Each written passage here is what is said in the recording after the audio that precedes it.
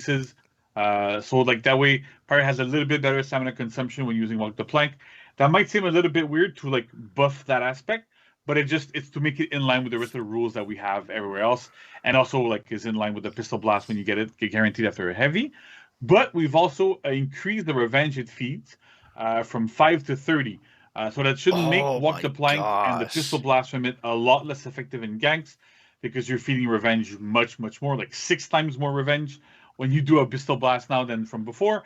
So that should really help lower the effectiveness of Pirate's ganks a little bit and make sure that your opponents can actually pop revenge, and it's harder to do like 100-0 ganks with her in those types of situations. That's pretty much it for Pirate. Then we have, I think, Bloodlust, right? Bloodlust time. Yeah, that was nice. Now, Pirate changes. I really like that. Explain what we are doing to Bloodlust Yeah. here, because I'm seeing a lot of different like percentages and explain this to someone who doesn't develop games. Yeah, right. So the way it works, that Bloodlust is a tier 2 feat that's on a couple of characters. It's not necessarily highly problematic, but the problem that we have generally with it is that the attack power, especially, stacks with feats. And so on Pirate and on Valkyrie also, you could land Bloodlust on somebody and then use Pirate's tier 3 feat, deal a bunch of damage, like use Trick Shot, deal a bunch of damage to 3 targets, and when it was plus 50% power, attack power, you'd be close like one-shotting a bunch of people. That was way too strong. For a tier 2 feat, that was really, really, really powerful. And the damage reduction too was a bit too strong. So what we've decided to do is we're lowering the bonus you get from Bloodlust. So Bloodlust triggers when you kill an opponent, whether it's like with an execution or whatever, and it gives you those bonuses for 10 seconds. But we've changed the percentage from 50% for both attack power and damage reduction to 20%. So you still have an impact. They're still good. You still do feel the change, but it's not as strong as it used to be. But to compensate, we've also lowered the cooldown. So normally, whenever you killed somebody, it couldn't re-trigger for 30 seconds. Now that's down to 20 seconds. So you should be able to trigger it a little bit more often, get a little bit more like of that power more often, but at the same time not be extremely strong for those 10 seconds whenever you kill somebody. And when you were in group fights, that was it really, really, really showed. It made a big difference. So with this, it's still useful, but it's more in line with other tier 2 feats. Kind of just like better in short bursts and stuff like that instead of exactly. Yeah, they had to change Bloodlust. So now we're gonna have Conqueror and Shaolin revamps. Ooh. Now I believe we're actually doing a video for this. That you recorded, JC, right? Yeah, so I recorded with those videos with Francis, who some of you might be familiar with on a Warriors End. So a really big thanks to him. And Max, I guess you can share the videos now. We'll be back. Awesome. Hello, everybody. Welcome to the Conqueror and Shaolin showcases. So we're gonna start with Conqueror first to show you what has changed from the live version to the testing ground, from the testing ground version and the live versions to this new version that we're gonna be shipping in this new season. So first we have the full block stance. So Conqueror is really known for his full block stance. Very, very useful move. Here we go. He has a lot of things he can do out of it, but the issue that we have on live right now is that it's a little bit too strong. There's a bit of different things, so we're trying to buff it in a way that makes sense. So the first thing that you can do with Conqueror right now, which is really interesting, is that you can cancel the recovery of any attack. So I can throw out a light, go into superior block, I can throw a heavy, go into full block stance, I can do a side dodge bash into a superior block. You can cancel basically any single one of your attacks into full block. Very well, so that really helps you catch dodge attacks, helps you react to some people, so that should be really, really interesting. The other thing that's kind of interesting is that before, when you used to block attacks in full block stance, you would get your own stamina drained. So right now I can go into full block, and then, see I'm blocking attacks, and no stamina drain whatsoever. So that should really, really help Conqueror be more defensive in all those situations without sacrificing all of his stamina. Next up, we have 2 new moves. Well, one new and one a little bit new, but rearranged. So we have Flail Uppercut. So Flail Uppercut is now performed whenever you do a shield bash. You can do shield bash with heavy like this. You can do it out of a side dodge, no problem. You can also do it when you superior block somebody. So let's go to selection there. Or we can do from a top attack as well. I'm going to superior block while I dodge. Like this, right? So this attack deals quite a bit of damage. But the beautiful thing is that it's on heavy input and it can execute. So when you're in a 1v1 situation, you want to use it when you superior block people or you hit them with a shield bash to be able to really deal a little bit more damage and execute at the same time, which is one of the top requests we've had from the testing grounds. People really wanted to have that to be able to execute. At the same time, we also have Scottish Collection that we had in the previous testing grounds, which is whenever you superior block an attack, and you press light, you go into this full 360 zone that's unblockable, hits everybody around you, has really good trajectories. So you can do it off of any superior block, so off of full block or off of this as well. And the other change that we've done is that you can also do it after any shield bash as well. So the reasoning here is that we wanted the Conqueror to be able to have options for both 1v1 and like group fights when you're outnumbered, so that you can actually start to use your shield bashes and use a bit more of your kit depending on the situation and not be locked, right? So it's always more choice. We want to have a lot more choice for Conqueror to be able to get into those really, really cool, interesting moments and give the hero a lot more strength. We also have the zone attack. So the zone attack has changed a little bit from live. You used to be able to hold it. It had superior block while you were doing it. It was a bit too strong. One of the bigger problems was that if you were facing somebody that would throw an attack, you could zone attack. And if they let the attack go, you would superior block it. If they feinted it and tried to do like a light or a guard break, you would interrupt them with your zone attack. So the only actual solution to it was you always had to do heavy feint parry all the time on it. So we wanted to get rid of that a little bit. So now like a zone attack is just you hit it once, now I'm holding the buttons and it doesn't loop. But in exchange, it deals a bit more damage. So it does 15. And it can also now chain, right? So you can do this into that and you can keep going, so that's super interesting. It initiates chains. You can go into your shield bashing chains, whatever you want to do, so you can actually use it a little bit more offensively now. Speaking of chain bash, so the bash that Conqueror, the shield bash that Conqueror has in chains now is still 800 milliseconds, but the beauty of it is you can now feint it, so you can go into heavy feint bash. So a lot of the complaints that we had, a lot of the feedback that we got from the testing grounds is that that's gonna Conqueror be tough. didn't have enough pressure and offense in 1v1 because that shield bash was not really feintable. It was fast, but it was not feintable. You couldn't really do anything with it, and there wasn't really a mix-up around with it. So this time we made it into like a one full complete move, which is a bash that can feint. So you can do whatever you want with it. It's super strong, and the beauty of it too is that it also goes into Scottish Collection, or it also goes into Flail Uppercut as well. So all these things mesh together quite well. So that's super interesting. Another thing to note is that Scottish Collection and Flail Uppercut both chain. They initiate chains, so you can go back into your chains. They don't go into the shield bash because we want to try to avoid having unblockable into unblockable into unblockable for bashes specifically going back to back. So we have that little bit of a limitation. Yeah, but as you'll see, very Conqueror's chain strong. offense is also much stronger. So the next thing we want to look at is the chain There's heavies. more? So Conqueror's heavies and chains were a little bit lackluster. They were just infinite, didn't really do much. So now they are always unblockable from every side. Conqueror has an unblockable heavy chain. Now they're all 800 milliseconds. They're really strong. They do 27 damage each. So that by itself should give Conq a lot of pressure. You can use those when you're outnumbered to hit people around you. Super, super, super good. So it's very, very interesting there. For the neutral heavies now, the damage has been normalized. So normally, like on the sides now, you do 24, and on top you do 27. Before Conq had slightly lower damage values, so we really normalized those, so the damage is normalized with the rest of the cast, so Conqueror doesn't deal less damage in this case. When you charge that's a lot. the heavy, so the beauty of it now is that you charge for a lot less longer. When you normally used to charge for 1000 ms for a full second, now you only charge for 600, so it charges much faster. But to compensate, the damage on the attack is actually a little bit lower. It's at 28. It used to be above 30, so that was like a little bit too strong.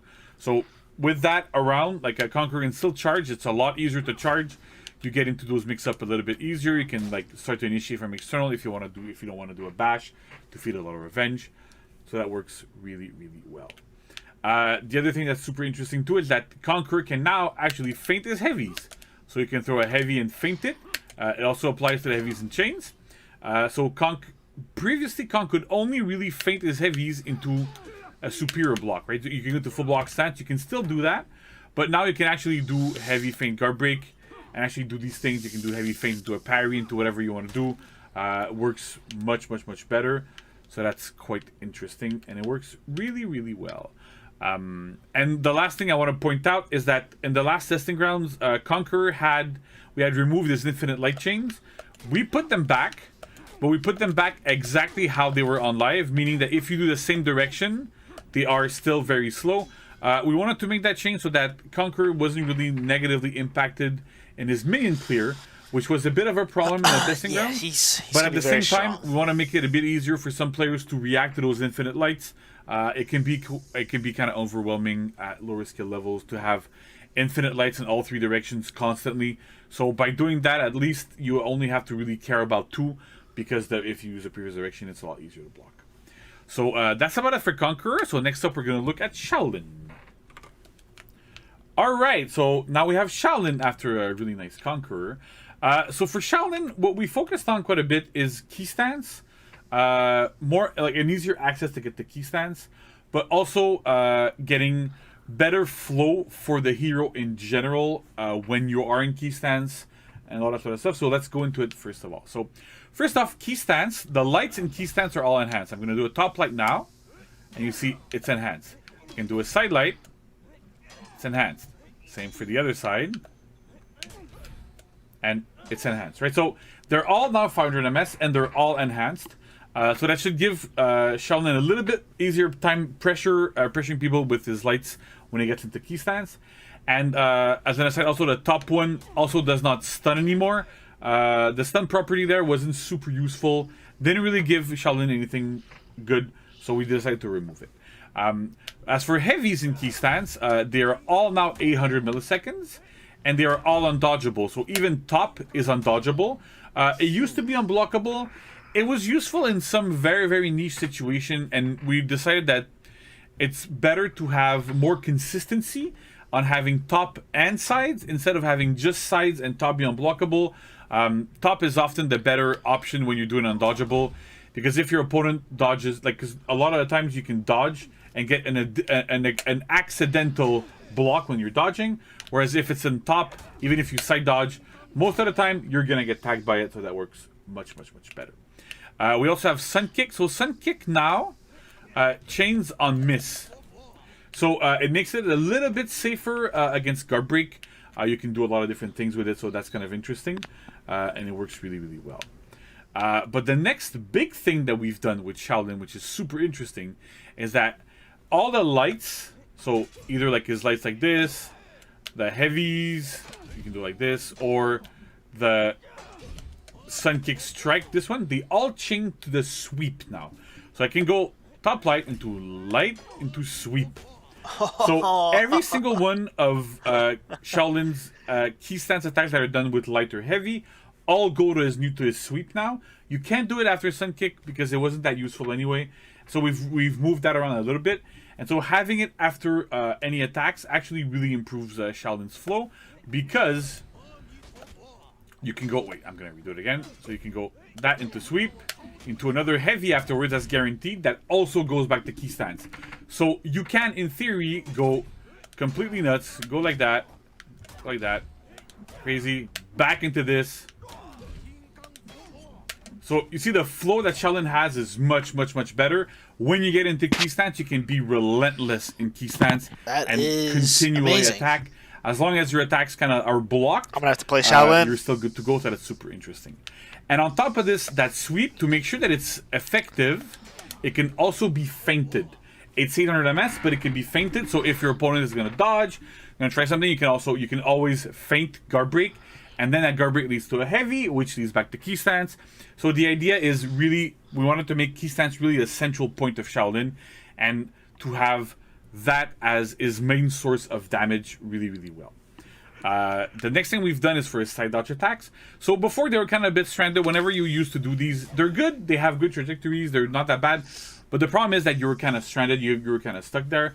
So now the beauty of it is they can now initiate chains, so you can go into his infinite chain as much as you want, and they can also go into key stance, right? So Shaolin can now dodge an attack with this, go into key stance, go into sun kick, go into this, and keep the whole flow going and keep it going again. So it's one of the ways that we want to make sure that Shaolin has an easier way heading into key stance and keeping it going there. And in the same spirit, we've also added another move to Shaolin. A lot of the feedback that we've gotten for Shaolin was that he had a really hard time opening up opponents, even with the top light, which is now enhanced, you can see. Even with that, it wasn't enough. So we've decided to give him this move from dodge forward bash. It's the same kick as he has when he sprints. Just wait, you'll so it's see a little bit different, but at the same time, it's good because it goes through your openers like you do in sprint. And there's his So you opener can right go into there. these types of things. So you can use it to open up opponents. Go into key stance. Again, flow. Do the whole thing. So that works super well. It's super interesting. He's gonna be it's the so standard type of much fast that we have. fun. So it's 500 milliseconds. You do it from 3 to 5 in your front dodge. And it changes to opener. So that's really, really well. As I said before, the top light is not enhanced to in neutral. So that gives Shaolin a little bit more pressure on this one. The side ones, because they get comboed, we really didn't want to give them that enhanced property there, but on top it makes a lot of sense. The other thing that we have on the side lights as well is that you can now mash the buttons to get them. Like, you can't really see it there, but I'm really mashing the light button. It makes the input a lot easier. Before there was like a lot of timing involved there. This is we're moving away a little bit from mechanical skill and timing skill for these types of things. So it makes a lot of sense there. Yes, you can whiff. And we've also on attack adjusted speed. damage. So before, when you used to do this, the first hit used to do 5, the second used to do 5, and the last used to do 7. So it kind of backloaded the damage of this. But the side effect of this was that we wanted to do that to make sure that players would actually be encouraged to go deeper into those 3 hits. But the side effect was that you used to spend a lot of stamina for very little damage. So we've changed it so that the first hit does 10, the second is 4, and the third is 4. So it's 18 overall, one more than we used to have before.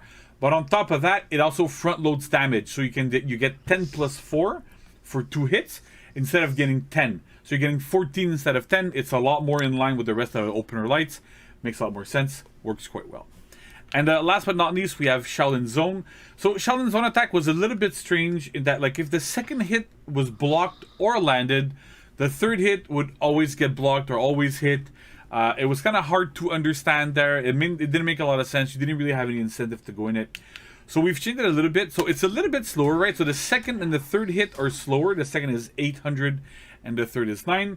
But you can now target swap them in between hits. And we've also improved the damage on them. So the first hit does 12. The second does 15 and the third does 18. The stamina cost has been normalized a little bit among them too, so they're all now 12 damage, 12 stamina rather. And because you can target swap them, it's super useful in group fights. So you can start this on one target swap to another one, target swap to another one. You still can feint at the timing you could before, so it works really well. And we're hoping that this attack is actually going to give Shaolin Zone a little bit more utility. It's much better in the minion lane. We fixed a bug that made it miss on minions, so it wasn't really that good. So that's about it for Shaolin. A big thank you to Francis, who was helping me be my